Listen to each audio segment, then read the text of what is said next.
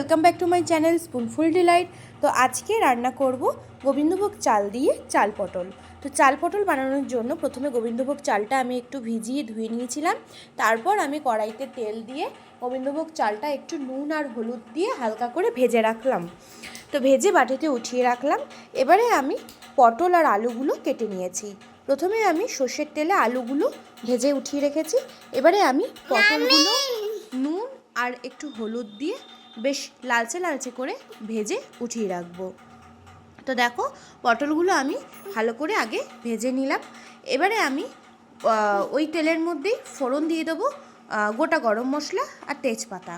তো এলাচ, দারচিনি আর তেজপাতা ফোড়ন দেওয়ার পর দিয়ে দিলাম গোটা জিরে ফোড়ন।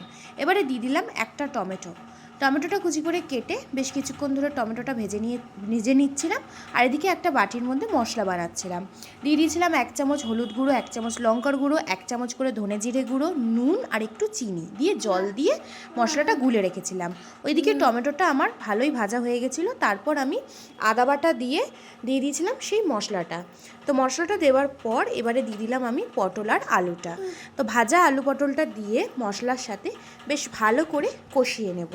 তারপর দিয়ে দেবো এর মধ্যে ভেজে রাখা গোবিন্দভোগ চাল। এবারে চাল, আলু, পটল, মশলা সমস্তটা বেশ ভালো করে মিক্সড করে কষিয়ে নিয়েছি। তারপর দিয়ে দিলাম পরিমাপ মতো জল আর দিয়ে দিলাম ঢাকা।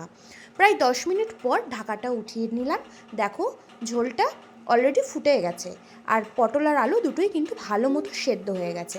এবারে আর কি, ব্যাস নামানোর আগে 1 চামচ ঘি দিয়ে ভালো করে মিক্সড করে একটু হালকা গ্রেভি করে নামিয়ে নিলেই ব্যাস রেডি হয়ে গেল আমাদের গোবিন্দভোগ চাল দিয়ে চাল পটল।